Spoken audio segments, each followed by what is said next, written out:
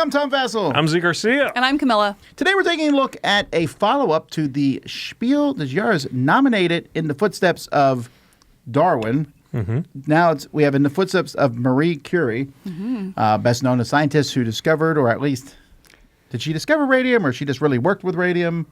I think she... You know, you would think I would know more because this game comes with a let's find out. Full book here, a biography of Marie Curie. And I learned so much about her, but I got caught up because it also told me the story of a guy who lost his jaw drinking too much radium water, which we then went online and looked up. Google search. Yes.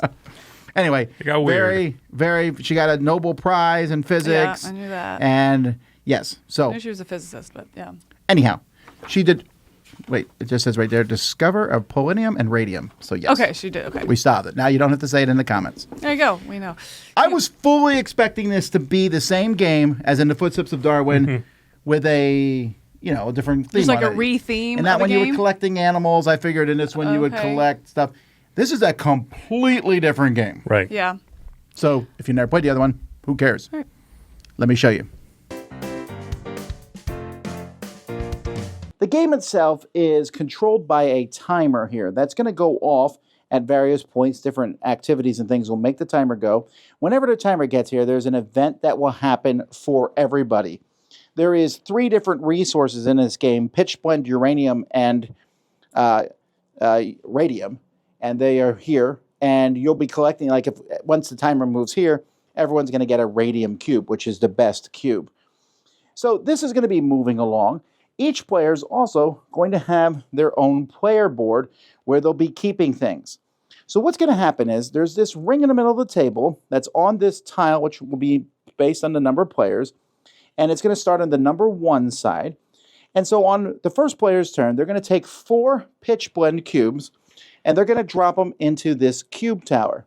Now this cube tower, which comes apart into 3 different parts, you'll notice has different areas here to stop cubes. So when I drop 4 cubes into this tower, you'll notice only 3 fell out.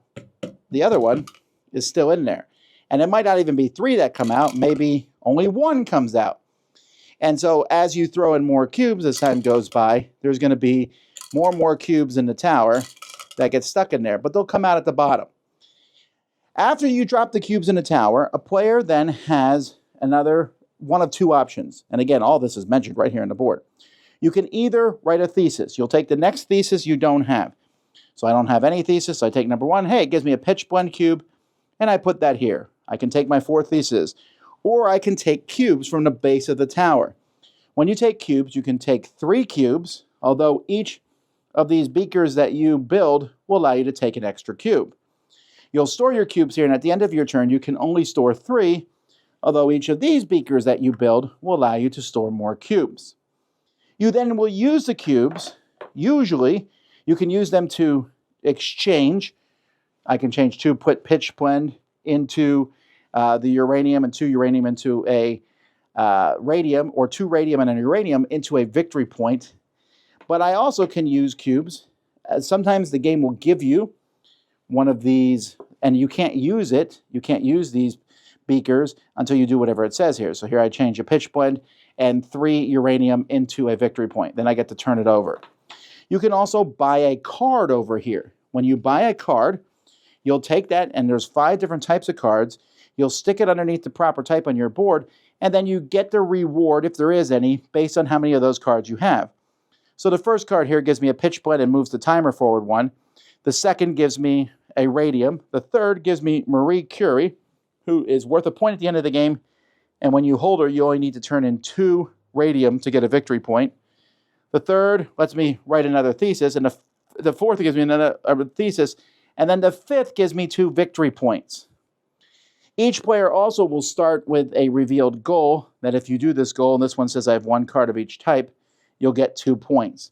So you can buy 1 card. Sometimes you can get other cards as the game progresses, but usually you can only buy 1 card per turn.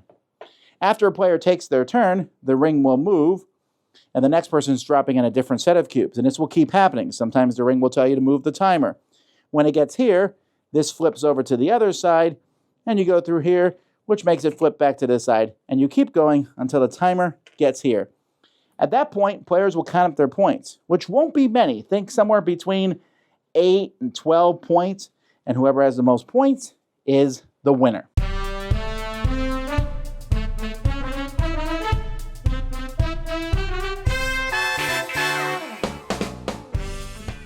Okay, first thing I want to say, hands down, is one of the best cube towers I've ever seen. It's small, it's compact, and it holds the cubes pretty well. Like a knock on the table doesn't knock them out. Well, and we didn't know how well it was holding it until the end of one play, where we're like, all right, take bets. How many were left in there? And we were like 2, 3. There was like 9 in there. Yeah. So it's really leads to some really tense drops. Yeah, and the thing about this game, so that's a cool component. And by the way, I think the art and that book, everything is just fantastic. I think it's a great production. Sorry, We Are French does a great job. They on do. that. I agree.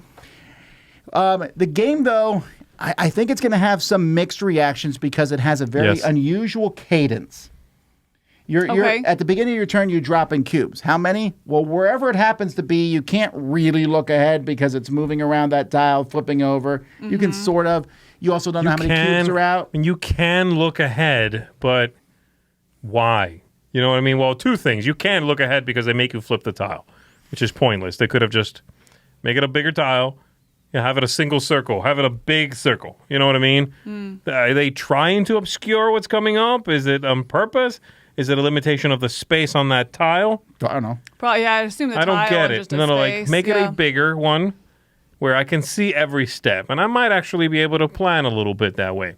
But it doesn't matter also because you're taking the cubes and you're throwing them in the tower, and it's like, look at that! I got 3 black cubes again. Right. Yeah, I definitely don't think it would help you plan ahead anymore if you could see because of that, because of the randomness of what we just said. And you don't know how what well cubes the the dice person in front of you is going to take. Right. Well, as well as how well the dice tower or the dice cube works. Cube tower works, that you don't know what's going to come out. But I think I do disagree that you can't plan ahead. I think you can plan ahead of what you want to do. You just don't know how you're going to be able to do it because there's multiple like resource conversions and that kind of stuff. And so I never found that I couldn't plan ahead. There was maybe one turn or something like that where it's like, wow, there's just no way to make what I planned for work with what I was able to get. Therefore, I'll adjust and I'll do half of it or just take one of those thesis tiles, something like that. Yeah. But I did find that almost all the time I could plan ahead. I just didn't know how I was going to do it. I knew what I wanted to do. How can I make these resources work? The theme is pretty strong in this game, although I think every human on Earth who plays board games is going to get confused because radium is silver. It's the most useful thing. Yeah. And yet we always are used to gold being better than silver. Right. Yeah. It's not a huge deal. For sure. And I feel like you're going to say this. I'm going to cut you off at the pass. Go ahead. It almost feels, in some sense, is like you're just playing the game. The game's playing you. I dropped some cubes in. I picked some cubes, but I'm pretty sure I know which cubes I need to do whatever I'm going to do. I flip this over. I need 2 black cubes. That's what I'm going to get.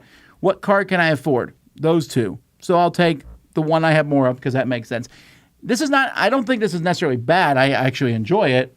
But there's not a lot of branching decisions to be made here. Yeah, it feels to me like it's not even on rails. It's a little obvious, and then the randomness on top of that. I don't know if I would say the game is playing me, but the only part where I feel like I'm kind of looking ahead and planning ahead a little bit is the time track, which I do like. I think it's lovely. And it gives the game a little theme. You get to see the years that things happened, and they represent that with some conversion. So that I can look ahead, and hopefully, if I get a silver cube, I can hang on to that, because in 3 advances, I'll spend it for a victory point or something. I like that, but you also don't know when those things are going to click forward necessarily. People could trigger them, so it might jump ahead, 3 times before your next turn, and you just get caught unaware. The whole thing has a real... I don't know. It just feels kind of random. It feels a little too random for me to feel like I have the reins in hand at any given moment, really. I think the low score in this game you're playing to, like, the winning player might have 11 points. Makes the game seem tight, makes the game seem balanced because it'll be like 11 to 8 to 6. Ooh, what a tight game. No, it's not. If we were scoring 100 points, I would have 60. That's not tight. That's just purposefully wound down so that you can't tell the difference. Yes, of course it's tight if the high score is 11. That's not balanced. That's just small. So I felt like I just felt kind of random. The cubes come out of the thing, and if there's silver in there, 9 times out of 10, you're taking the silver. It's worth 4 black cubes. Why would you not take that one unless something specifically needs it? Yeah, if you planned ahead for a card or something like that. It's pretty rare, but so, yeah. I did it a lot. I don't know. Here's the thing. I both agree with you and disagree with you. I think there is a lot of randomness in the game. I think there is a lot of this stuff going on. It's just that I don't care. Sure. I'm having a good time. The cube tower is definitely almost overkill. It's not a necessary function in this game. It's more just to add randomness deliberately. Most cube towers are used as an odds thing. Throw in 7 green, throw in 4 yellow. Green should win. We'll find out. Here it's more of a, here's resources you might get. Nah, you actually got more or less. Who knows? Right. But it's fun and it's funky, and so that doesn't bother me. The game is 30 minutes about. Mm-hmm. It is a light and easy game to teach, and it pushes a theme. It almost feels like a Genius game. A lighter Genius game. Yeah, I could see that. It does feel like it's going almost educational first, right? Yeah, but it's also not stuffy educational. This is one that I would use with kids. I think this is light enough and fun. It is. My only negative is I wish there were more points. Yes, it evens out, but it's, if you connect the 2 beakers, you get an extra point, so you definitely want to do that. A card that gives you points, there's just not a lot going around. Yeah. What are your thoughts on overall? Yeah, overall, I really liked this one. You did say it was a follow-up to In the Footsteps of Darwin. I like this one more. I don't know if it's the theme behind it, but it didn't feel as... To me, it didn't feel as obvious what to do. In the Footsteps of Darwin felt like more wasted turns. So I'm going to come in at an 8 on this. I definitely didn't ever feel like there was a wasted turn. It felt like a good puzzle of, again, I know what I want to do on my turn. How can I make it work? That puzzle was enough and satisfying enough without being really heavy, because it is still a 30-minute light game. Sure. So it's a fun puzzle that's very cozy, I guess, without a lot of input, but it still feels very rewarding. I do completely agree it is random, but I think there's enough ways to work around that, to the point that you have the Marie Curie, and if you have played the cards and gotten that, then you have better conversions, and then you can play into that while you have her. So I think that there's enough planning ahead with that it's it mitigates the randomness, I guess, for lack of a better. It kind of makes it not the randomness not hurt as bad. So I really enjoy this. It's an 8 for me. I don't necessarily disagree with a lot of what you both are saying, but I'm coming down at a 6 on this one. I do find it to be every one of those things. You can get the Marie Curie so that you can mitigate the randomness. The next player could take that away from you by drawing a thing that has Marie Curie as a payoff, and they do it, and bam, you don't have it. You never even used it, maybe. It's just crazy how random. The cube tower looks awesome. Ties into the theme. It kind of looks like this, cylindrical radiation container or whatever. I don't know, like a rod. But it's random. It's super random. The moving parts. That doesn't mean it's like forgiving how random it is because it's 30 minutes is something we all kind of do. And I partially agree with that, but it's almost because it's a bigger box and a nice production getting like, oh, it's okay that it's random, it's 30 minutes, but in a small card game, random in 30 minutes might get lambasted. So I don't know.